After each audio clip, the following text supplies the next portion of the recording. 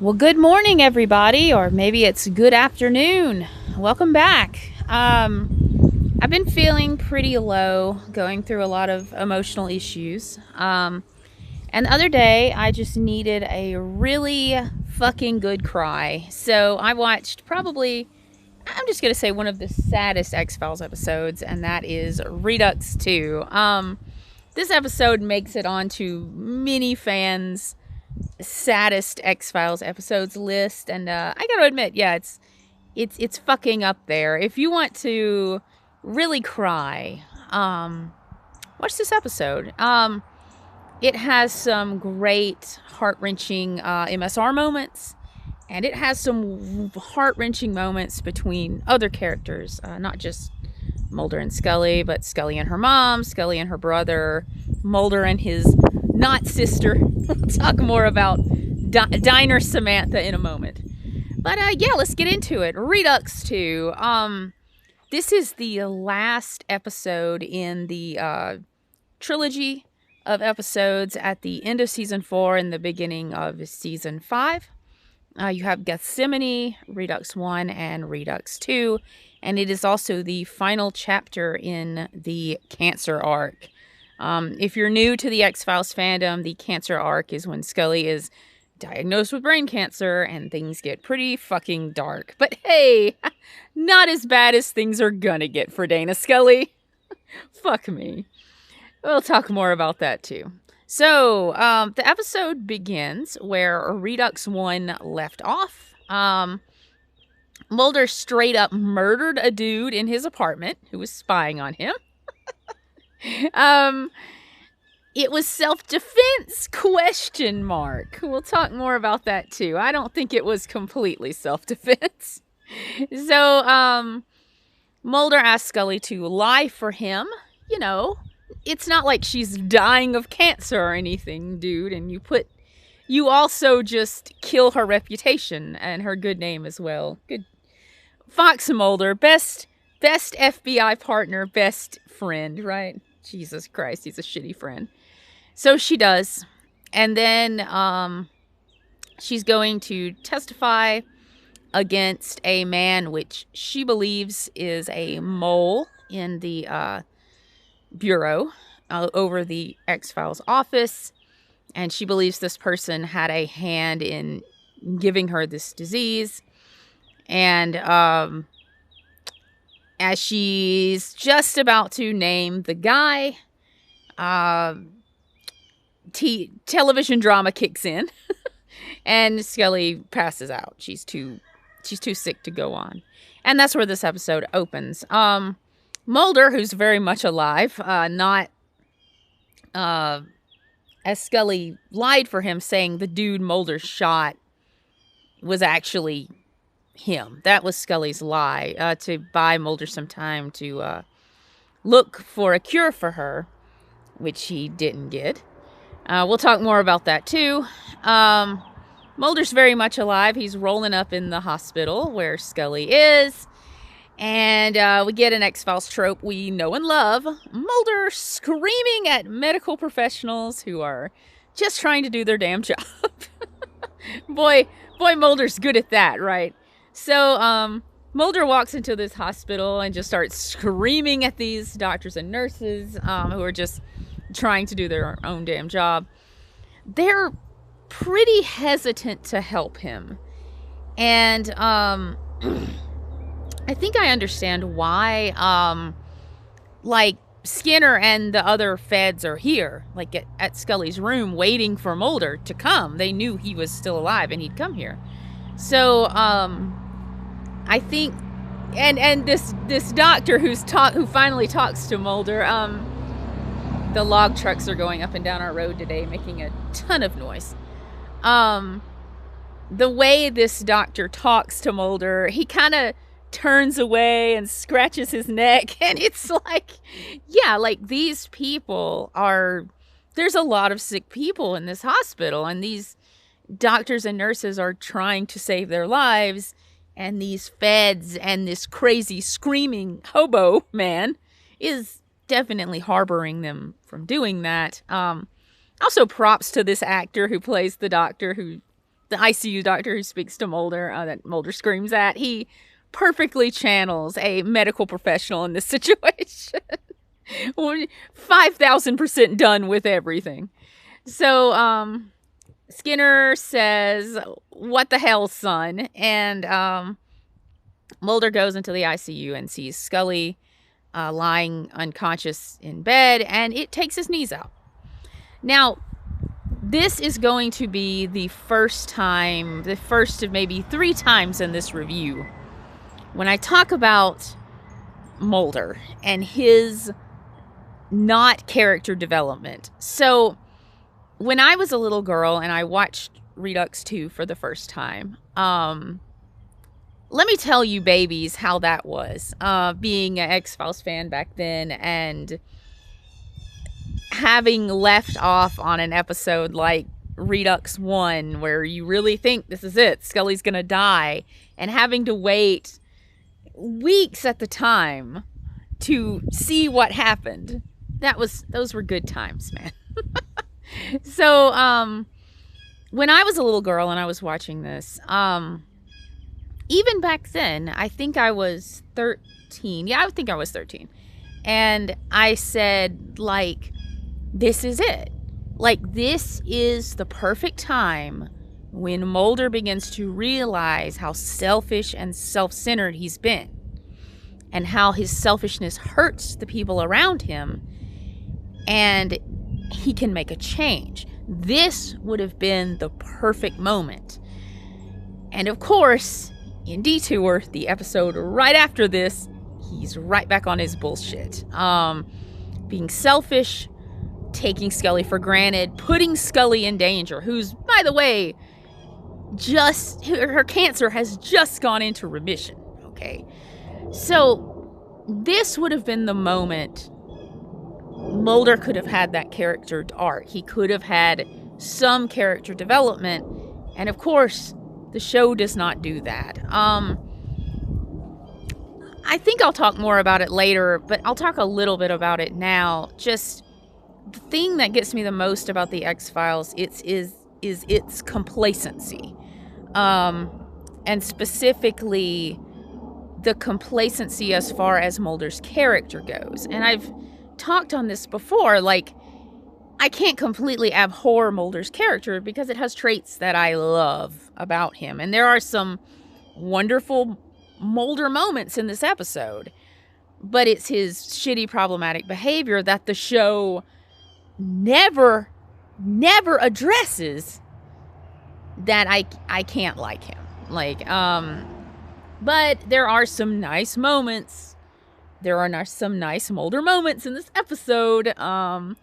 However, be great if the show, like, leaned into that and had him have a paradigm shift and become a more selfless character, but instead he just remains a piece of shit who's nice to Scully every 4 years or when she's about to die. So, you know, winky face, winky emoji face. So, you see Mulder go and see our boy, Section Chief Blevins, and his bespectacled toady. I don't know his name. He's this guy that's like always around Section Chief Blevins, and eventually shoots him. I'll talk some more about that. I mentioned this in my review of the X-Files pilot. I wholeheartedly ship these two. Section Chief Blevins and his little bespectacled boyfriend. They are the true co-workers to friends, to lovers, to enemies in this series. So, Section Chief Blevins is like, hey, you're alive, and there's a dude who's dead in your apartment, and you shot that guy. And Mulder's like, yeah, but in the next episode, everyone will just completely forget about this, and they fucking do, for some fucking reason.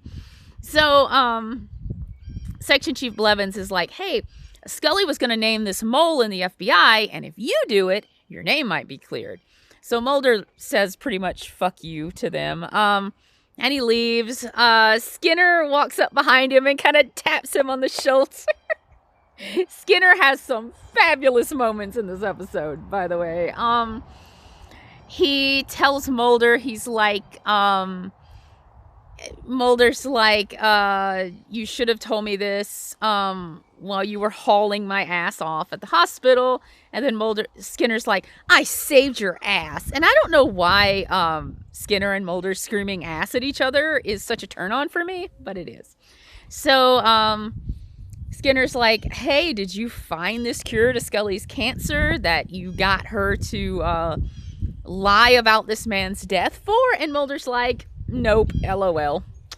Fuck me. So Skinner's deeply disappointed in his son, and come on, Skinner, we all are. So Mulder goes to the hospital to see Scully, and she looks very much like she did in the episode One Breath. Like, she doesn't even have makeup on. She looks very much like a little girl, and I'll talk some more about that in a minute when we get to the scene that makes me cry in this episode. And spoilers, it's no scene with MSR. We'll get there. So, he talks to Scully, and he's stroking her hair, gazing into her eyes. He murmurs softly to her while he sits on the edge of her bed and, like, touches her butt with his, and I'm like, hashtag just coworker things, right? Yeah, they're completely platonic coworkers, right? Oh, do you like my Heatherstone? My best friend Jenny gave this to me when I was 13. Jenny was the friend that got me into the X-Files, so I owe her a lot. Dana Scully is good at two things. She does science and be sus of her FBI dad, Skinner. So she's like, I think the mole is Skinner. Now, I'm not putting too much blame on Scully because I think this is bad writing. Like we're really teasing Skinner as a double agent again. Like, I could kind of see it in an episode like Paperclip, you know, where Mulder and Scully, like, aren't exactly sure if he's on their side yet. But, like, he's proven himself time and again. And the writers are like, uh-oh, look out for Skinner. He might be sus. However, can I just say that Scully's kind of on the money? Like, not in this instance, but Skinner still does sketchy things behind their back as the series goes on. I'm thinking about the episode, I think it's SR 218. I think that's the episode where Krychek puts little nanobots in Skinner's blood and threatens to kill him. I can't wait to review that episode. Oh God, Krychek has this long, beautiful mane of hair. I call him Jesus Krychek. I call him Jesus Krychek. And he, like, blackmails Skinner into doing dirty work. So Scully's not wrong. I mean, Skinner's still sus, but I also think this is lazy writing. I mean, who's surprised, right? Ooh, cheers. Drink more water.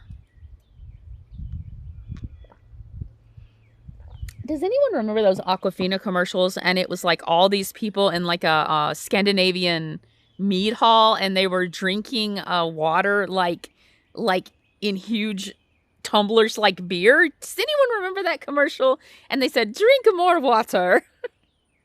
That was a fucking weird commercial. Anyway, so Scully's like, I think it's Skinner, and Mulder's like, nah, I don't think so, because as the podcast Fox Mulder is a Maniac would say, Mulder is the world's luckiest detective, and the writers just fucking give him the answers without him doing any kind of work. So, and then Scully says, like, you could lay the blame on me for shooting this guy in your apartment, and it would clear your name.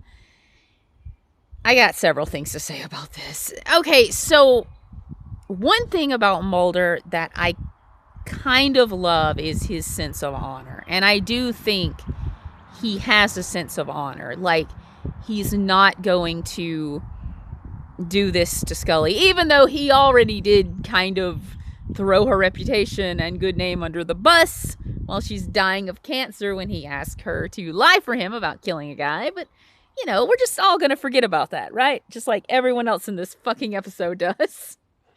But he won't let her take the fall for shooting the man, which I think is kind of good, but it would be better if he just, like, not made her lie for him.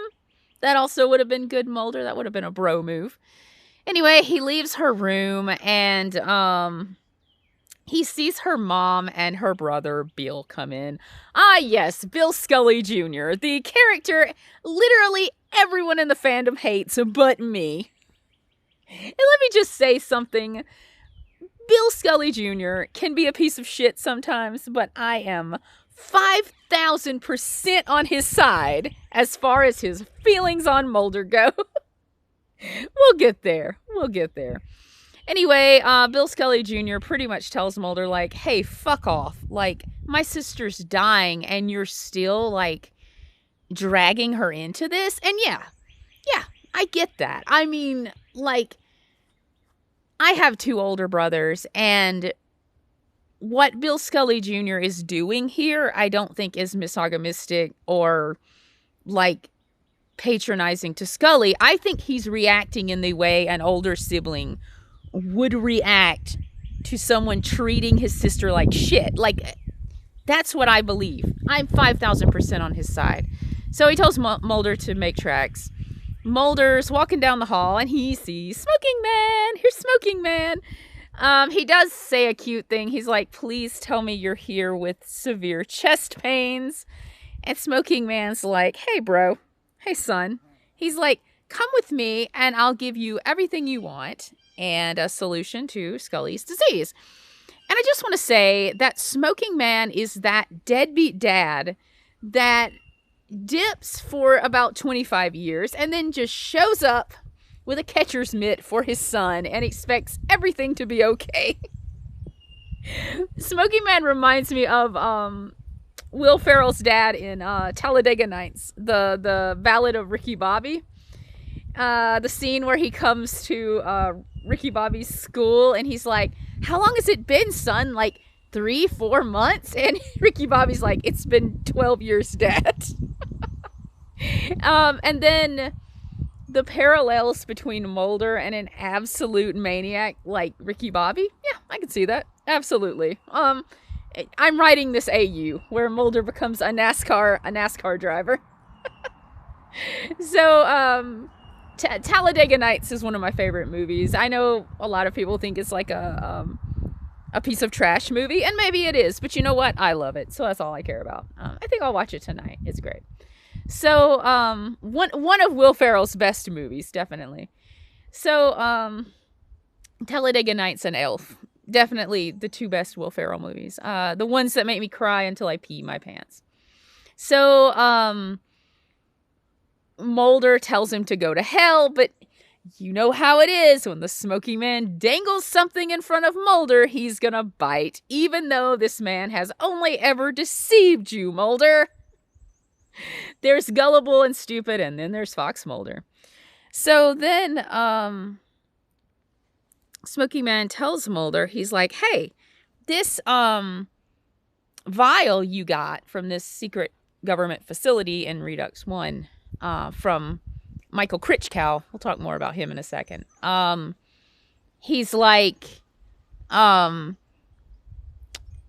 you need to look harder in it, which I think is some shitty writing, but it's also kind of cute that Mulder wouldn't look for that. So, yeah, I'm kind of on the fence about that too.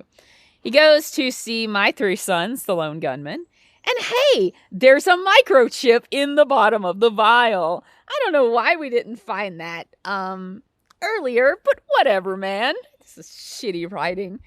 So, also, Mulder and the lone gunman are handling this microchip like raw dogging it, no gloves. And I'm like, yeah, and then let's put it in the skin under Scully's neck. I'm sure, yeah, it very much gives off vibes of Mulder pocketing Scully's ova and just fucking walking around with it, you know.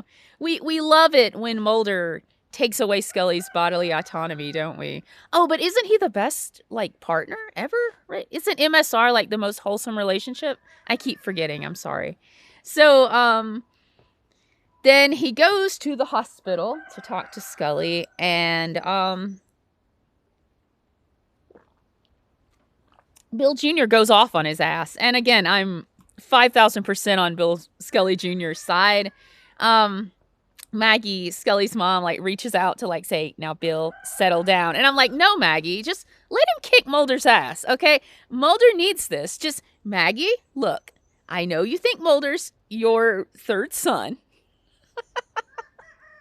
but he needs his ass kicked, all right?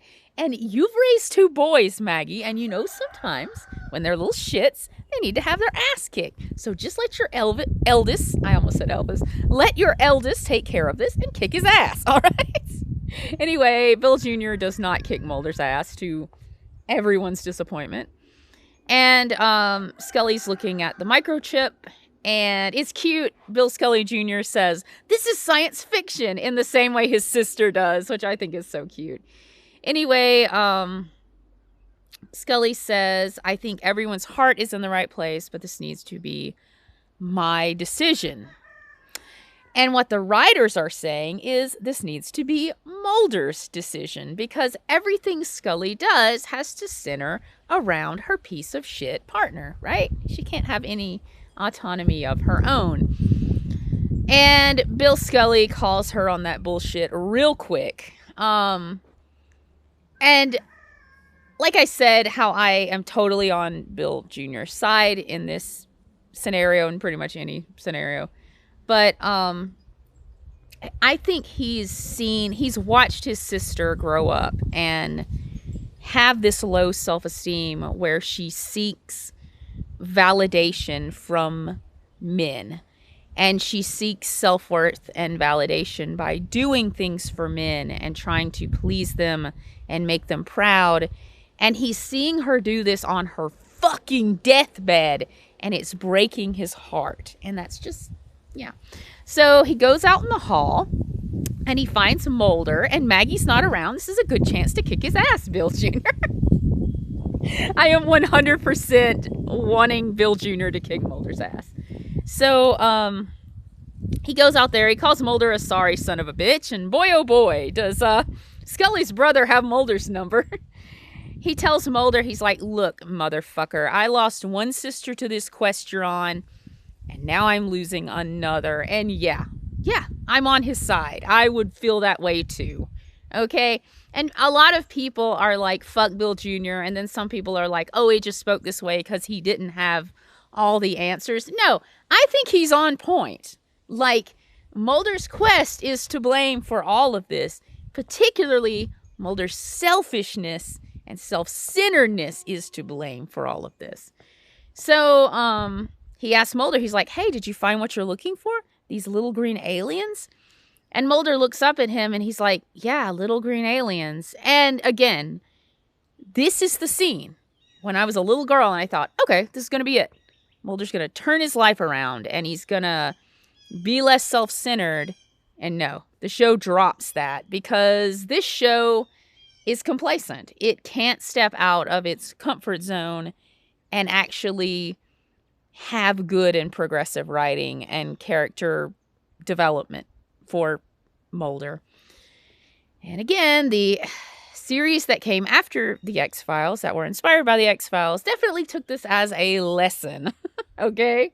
Because The X-Files complacency is what eventually destroys the show. Cheers.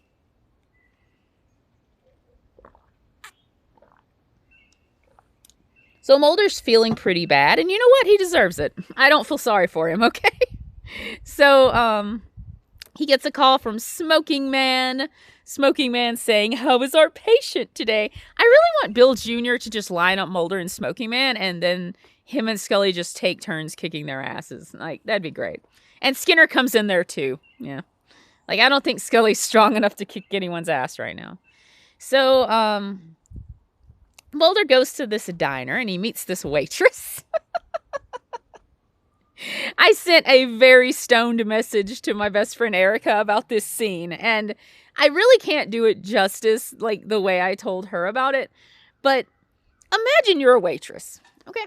And you're working the late shift at the Waffle House, or Denny's, or wherever the fuck you are. Tim Hortons if you're in Canada, maybe. And you see this guy come in, and he's this really creepy looking depressed dude. And you're trying to cheer him up. You say, like, hey, Tabasco, it fixes everything. And it's pretty cute. Anyway, these two other people roll up to the diner. One of them is a chain-smoking, wrinkled, sketchy bastard. And the other is a traumatized-looking woman. And they start talking to this crazy old hobo, this crazy hobo of a man named Mulder, about how she's a clone in a government conspiracy and how her smoking daddy is the leader of a shadow government, and you, the waitress, are listening to all of this and saying, hey, I think I might be murdered tonight. Why the fuck did I take the late shift? Anyway, she's like, they better leave me a big fucking tip if they don't kill me. So that's right. It's the return of Clone Samantha. We saw her last in Endgame. So, Mulder, this woman's like, hey, Fox, it's me, your sister. Like, this has never fucking happened before. Right? This exact same thing happened in Colony, where this woman rolls up to Mulder's house and she's like, hey, Fox, I'm your sister. How you doing? And he's like, yay, my sister's alive. And then it turns out she's a fucking alien clone. So then Mulder comes to a diner and this woman rolls up and she's like, hey, Fox, remember that other woman? Well, she was a fake, which Mulder knows. Like, he knows there were multiple clones. And then she's like, but I'm the real Samantha. And I'm like, what proof does he have of that? Like, he is believing this woman based solely on her word and on the word of Smoking Man, who's only ever deceived him before. That's stupid, okay? Like, I get people are like, oh, Mulder wants to believe. And I'm like, yeah, but there's a difference between that and being fucking dumb. This is fucking dumb. So anyway, he's like, come with me to see Mom. And I think Clone Samantha knows Mulder's mom could tell. And that's why she doesn't want to go see her. I don't have any proof of that. I just get that vibe. Anyway, she says, let me go. But Mulder is not like Elsa in Frozen, and he does not let Samantha go. Even though, again, as I said before, this would be a great time for Mulder to grieve his sister, let her go, move forward with his life, and stop taking Scully for granted. But no, this series will just go back to its bullshit until the episode closure, when Mulder reaches, quote, closure over his sister and forgets he even has a fucking sister. When I say the writing in the show is complacent and bad, boy howdy do I mean it. So, Mulder leaves the diner.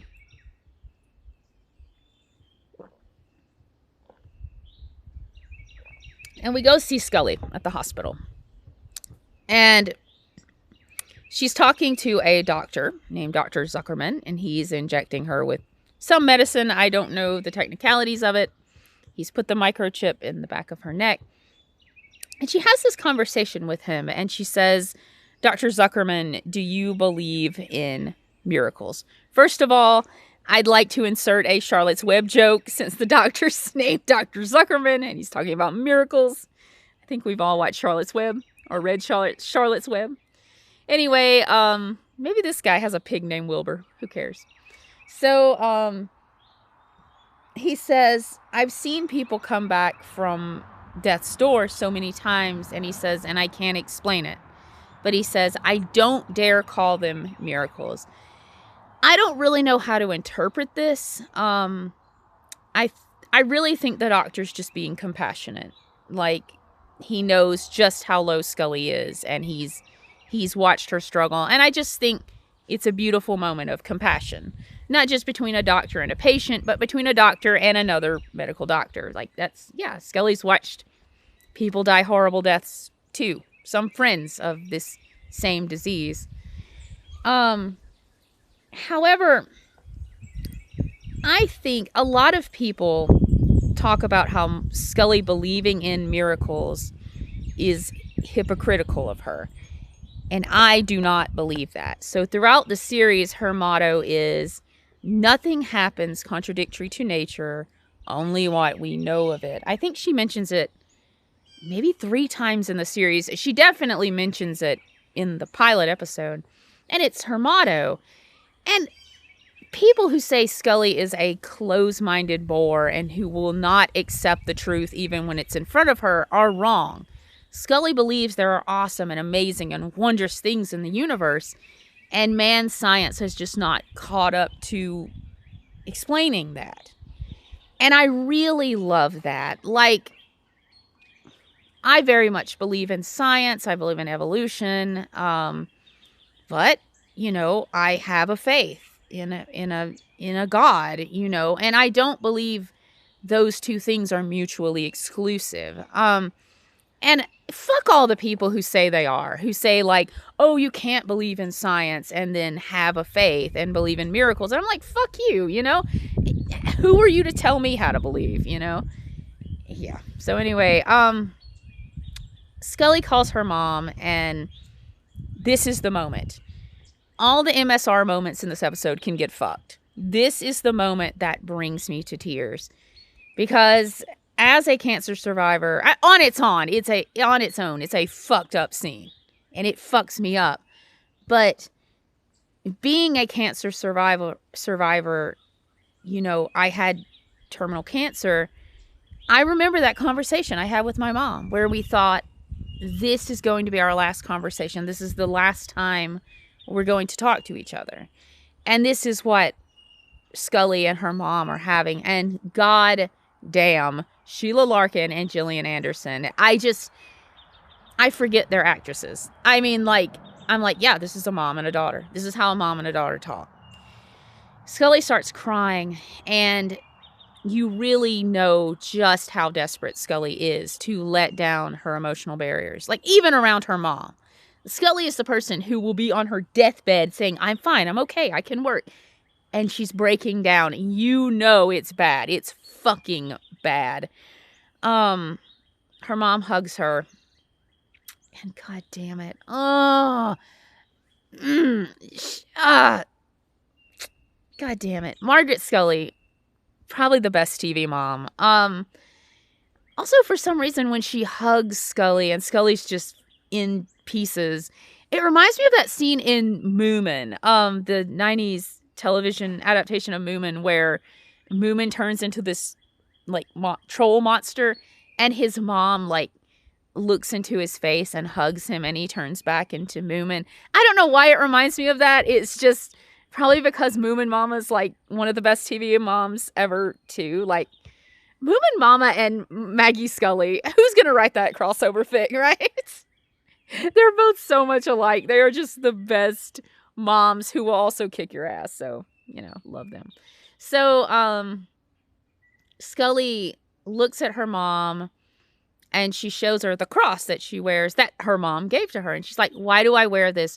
She says, why do I put something against my skin that I don't believe in? And I think this could refer to her faith and also the chip she had put in the back of her neck. As in the episode Wet Wire, when I reviewed that, it's very telling. It's very telling how Scully brings her mom in to say this to her and not Mulder. If Scully said this to Mulder, he'd just fucking gaslight her. I really believe he would. I mean, he's only ever gaslit her before when she talks about her faith and miracles. What would stop him from doing it now? You know, because he's a piece of shit. It's very telling that she turns to Maggie. And Maggie is not judgmental at all. she doesn't tell her daughter, well, how dare you question your faith? Or she doesn't tell her daughter, like, yes, there's miracles. Why are you doubting this? She hugs her daughter and she just looks into her eyes and she's like, you've got to save your strength and you can't keep this inside. You've got to tell somebody. And I'm like, holy shit, Maggie Scully is the best mom ever. She's so good. Now, I mean, my mom's the best mom ever, but Maggie Scully is up there. Like, she's the best TV mom.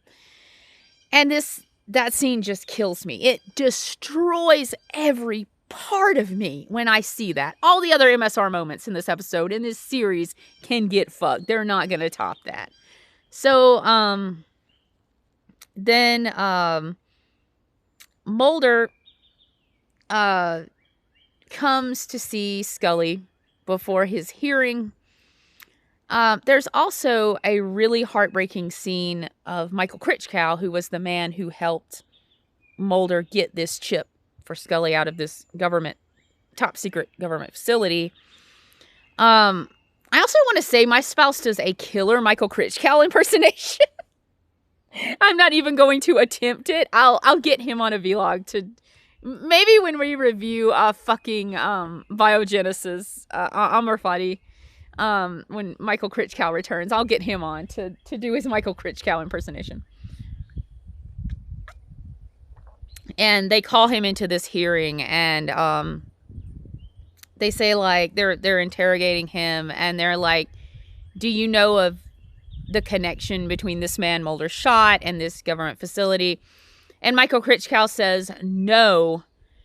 And you see it on the actor's face. He's played by very famously by John Finn. And his mouth wobbles, like he's trying not to cry. And he's like, but I do know of a connection.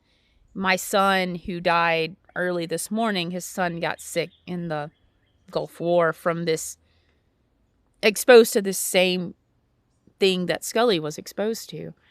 And when Mulder went to the facility to find the cure for Scully, he also looked for something for Critchcow's son, and he couldn't find it. And it's heartbreaking. You see this man grieving his son, like, in real time.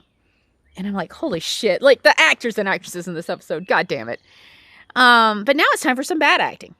Because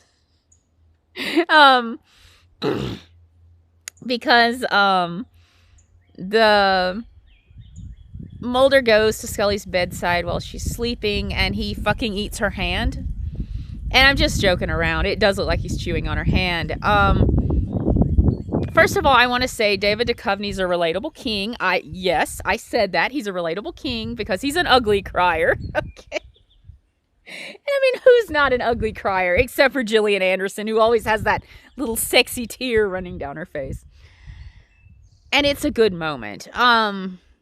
Again, don't know why we couldn't get this Mulder, why he couldn't have character development to be a actual good person.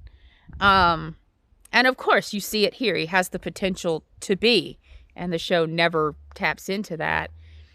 It's a very emotional moment. It doesn't make me cry, but it's very emotional. And as a cancer survivor, I have that memory too, where my spouse came to my bedside and cried while he thought I was asleep because he was just so overwhelmed by all of this. Yes, this is an emotional episode, especially when you have gone through something similar to this. Of course, my experience with cancer and infertility is not as dramatic as Scully's, since she is a character in a science fiction show, but the trauma is similar. Like, this is one of the reasons she's my favorite fictional character, is we've both been through these experiences, of her infertility and child loss and cancer, and we're still expected to survive and carry on. So, Mulder cries by her bed, and it's very emotional, but it very much looks like David Duchovny is eating her hand. Yeah, like, eating your partner's hand at the end of the world, right? So, just coworker things. So then, the next morning before his hearing, Mulder comes into Scully's hospital room, And the look on her face is like, motherfucker, I'm on my deathbed and you still can't be on time. You very much get that vibe from her. Anyway, he tells her, like, you know, I was given this choice by Smoking Man. And Smoking Man was like, hey, come work for me, son. And Mulder was like, fuck you, man. Can someone give me all the AUs where Mulder goes and works for Smoking Man?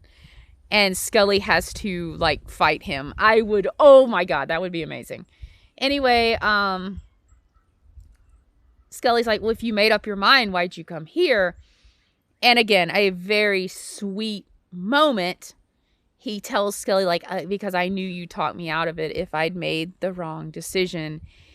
And again, like, this is what Mulder and Scully could have been. This could have been a good and wholesome relationship without the problematic shit that this show forces on it and makes it into a toxic relationship. Anyway, Father McHugh shows up, the Scully family priest. Father McHugh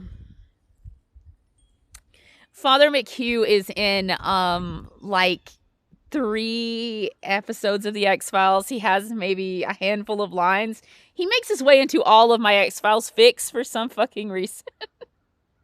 So, he tells Scully, like, she tells Mulder, she's like, you'll be in my prayers. And I love that. Like, a lot of people say that Scully became the, quote, believer. She didn't become the believer. She was always the believer because of Mulder's influence. And I don't believe that. She had that in her heart all along. Even before she met Mulder, she had the capability to believe in these wondrous and supernatural things. And I think her faith is a big part of that. And it's beautiful to see Scully embrace that part of herself and not be ashamed of it.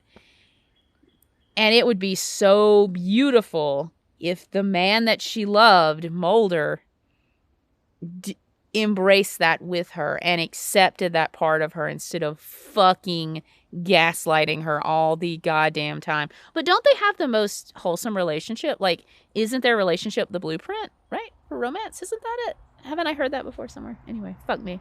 So, you see Scully praying with Father McHugh and counting the beads on the rosary. I'm not going to embarrass myself by pretending I know how the rosary works. If any Catholic people who are watching this want to fucking school me, please by all means school me in the comments. I will be happy to learn. So Mulder goes to this hearing. As he's delivering his speech to the FBI panel, you see Scully still praying and still doing the rosary, however you do that. Anyway, Section Chief Blevins is like, Mulder, name this motherfucker who you believe is the mole in the FBI.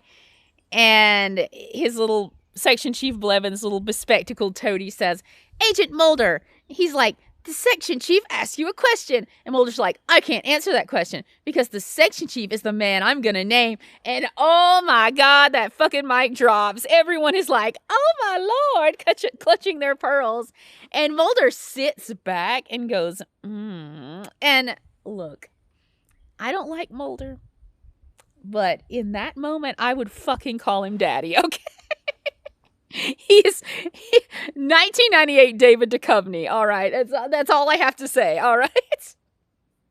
Like I said, Scully took one look at this man and she was like, I want my children to have his shoulders, his eyes, and absolutely nothing else from him.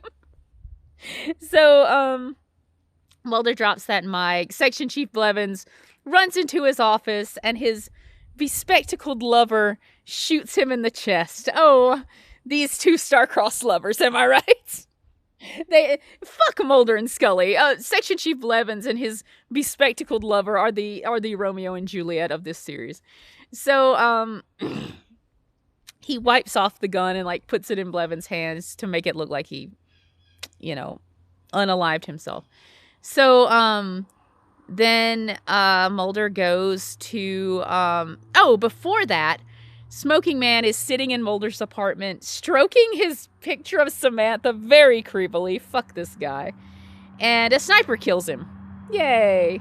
On my Twitter rewatch thread of this episode, I said, I'm so glad Smoking Man is dead now and he'll never come back. And I put a gif of Donald Glover as Troy on Community just screaming, no! Because, after this, when CSM comes back from the dead, like, I can see the other characters like, oh my god, Smoking Man's alive. And then, but when he comes back, like in season 11, I'm like, why are you still fucking surprised? It's like Jean Grey's friends. Like, why do they keep being surprised that their friend keeps coming back from the dead? She's literally named Phoenix, but go off. Anyway. Someone said, I was reading this article by Chris Carter, and he said, nobody really dies in the X-Files. And I said, laughs in Melissa Scully and the Lone Gunman, right? Fuck me. Like CSM can come back from the dead 100 fucking times, but Melissa Scully, like, we axed her, right? And the Lone Gunman, we axed them, right? Fuck me. So anyway, Mulder comes to the hospital, and he tells Skinner, he's like, hey, Scully's cancer has gone into remission. And Skinner said, what did it? And Mulder says, I don't think we'll ever know. Now, I always believed that Scully was healed by a miracle, not by the chip Mulder found. I believe that that's what it was. It was a miracle that healed her. And I think this gives credence to that theory that Mulder's like, I don't think we'll ever know. And I like that from Mulder. I wish he could tell that to Scully. Why doesn't he tell her that? And he's like, what does she tell him in one breath? She's like, the strength of your beliefs. I have the strength of your beliefs. And then why doesn't he go in the hospital room and tell her that now? And he's like, you have the strength of your beliefs. And I respect that. And I respect that part of you, even though I don't believe that. But again, like, what do we see in All Souls? He's still being a piece of shit to her about her beliefs. Fuck, it's like, again, Mulder is very much one step forward, two steps back as far as being an empathetic and decent human being. Like, he just can't fucking do it. Like, he can be sweet to Scully, like I said, every 4 years or when he thinks she's going to die. And if you love Mulder and you love that he's, sweet to her when she's on her deathbed and then takes her for granted every other fucking second of their lives, like, yeah, do you. But that's how he is, so don't say he's not. So that's Redux. That's Redux 2. Scully's cancer is in remission, and she'll never go through anything bad ever again.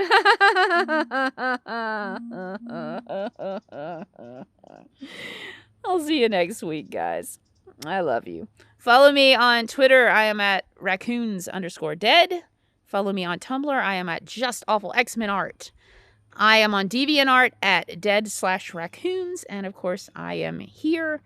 I am also on Instagram at deadraccoons. I am taking art commissions. So if you want me to draw something, I draw every fandom, every ship. I draw humans, animals, insects, birds. I draw creatures with no backbones. I draw octopuses. Sure. Hit me up. I'll draw it for you. And I also have a Cash App. So cheers! We got through Redux 2. Huzzah! I love you. Mwah.